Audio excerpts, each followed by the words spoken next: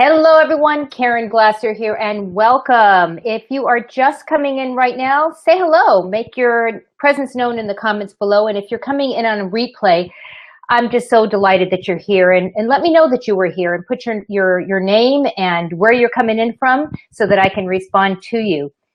My name is Caren Glasser, and I am on a journey. I'm on a journey to discover my little white lie. You know, and ever since I did my live last week, it was pretty amazing, I have to say. We had as of right now, over 1,100 views and counting on this live. How cool is that? And for me, it is a statement that people are interested in showing up in their own authentic self. And I'm really excited that you're coming along on this journey with me. I think I struck a nerve. Because as I was reading through all of the posts that came in and all of the comments that came in, hi Lisa, let me mention some of these comments that came in because they were pretty amazing. One person said, "Being white forever, it is liberating," and I applaud you for embracing it. Well, thank you. And then someone else said, "The truth is so refreshing. Good for you. I'm right behind you." I hope so, because that's the whole point. I want you to come along on the journey with me. Someone else said, "I'm turning 71 and I don't want to be one of those senior ladies who don't age gracefully, but try to look like teenagers. My hair and my facial lines are my life story." Oh my gosh, is that the most amazing comment ever? Someone else said, "White hair is in.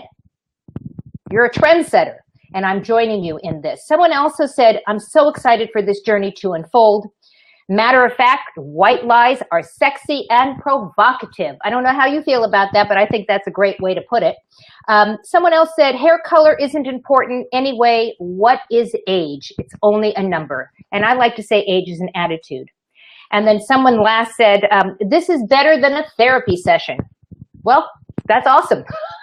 That's really awesome. So welcome in, come on in. And if you want to make any comments, I'll be happy to, put you up here on the big screen so that we can share your thoughts. But today I thought what we would do is we would flesh out those 5 steps to uncovering your gray.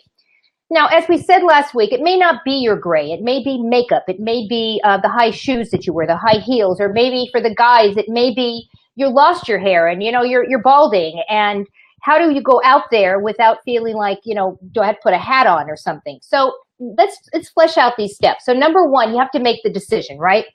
And so what I suggest that you take some time to reflect on it, on the why.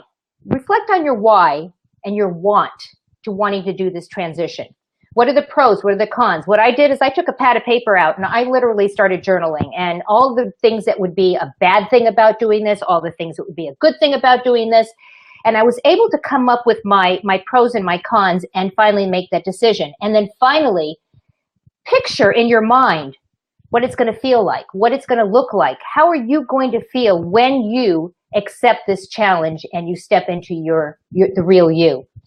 So the second thing is to talk to your hairdresser. And in fact, I went to my hairdresser today, and we talked about what I should do. And as you see here, again, I told you I was going to be very transparent and very vulnerable and show you this. And I had got this, what looks like a halo at this point. And I have to tell you guys, when I walked into my hairdresser today, because we had been talking about this for a while, when I walked in, the first thing that I said to her was, "I am loving my hair." And she looked at me like I was a crackpot, quite frankly. And she said, "Really?" And I said, "Yeah, I'm totally embracing this. There's something about being able to step out as who you really are." And we took a look at my hair, and she trimmed it. And we talked about the products, and she said that my hair is really healthy, which is a really good thing, especially when you're growing your hair out, because gray hair, white hair does not feel the same as what used to be your natural color hair. And so we talked, and we've consulted with each other. What is the plan? How am I going to do this? How long is it going to take? She thought that, with the kind of color that's coming in and how soon it's coming in, it's not going to take as long it might take from somebody else, but others might take even shorter than me. So decide on your plan, decide how you're going to do this and how you're going to look during the process and the best hair products to use. When you go over to thelittlewhitelie.com, check it out, because I've got some products listed on there that I use. I use a product called Unite, but there's lots of amazing products out there. Purple shampoo. Did you know there's something called purple shampoo, and you put it in your hair when you got all the orange coming through? And sure enough, it'll take your purple away. Okay, number 3, find support from other white liars. I like that. Find support from other white liars. It can be online or it can be the kitchen table, right?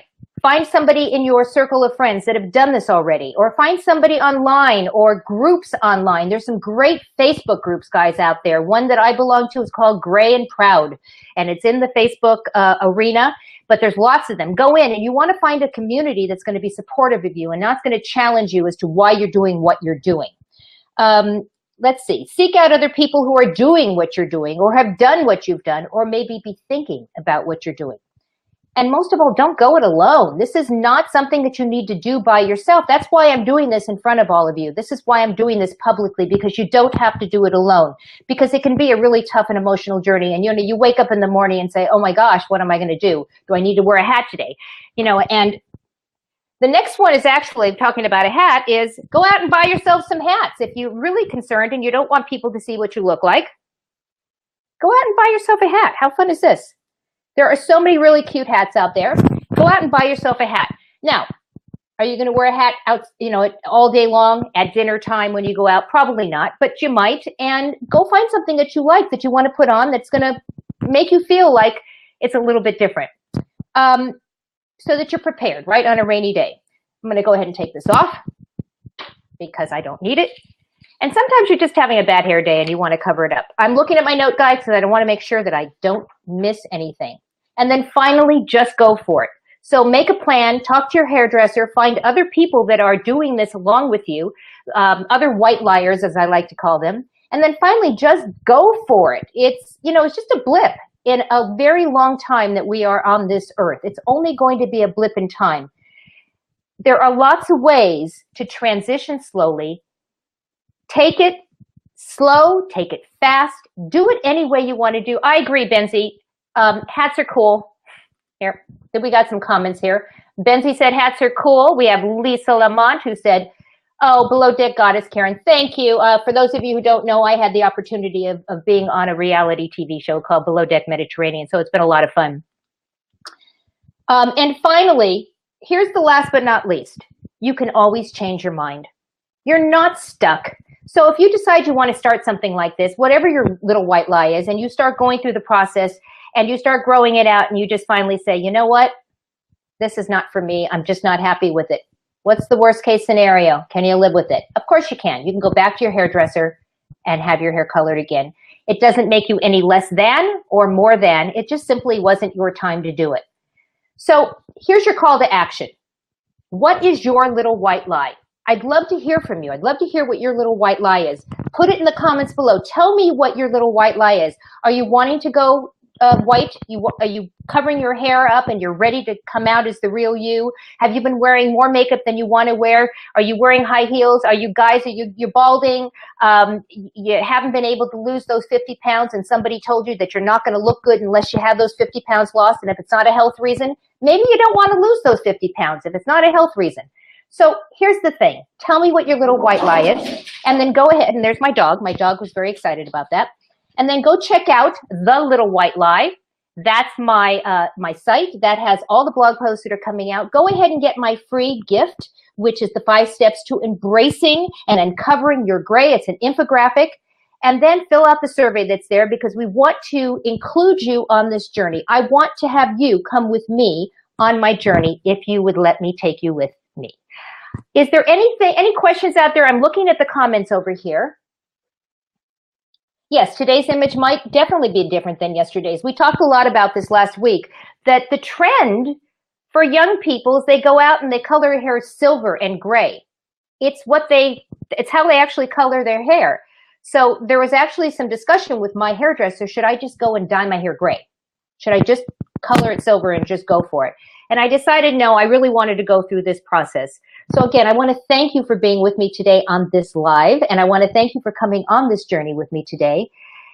Go check out the site, Little White Lie. Make a comment down below there. Tell me what your little white lie is. And I'll see you next week on the next Little White Lie. Goodbye, everyone.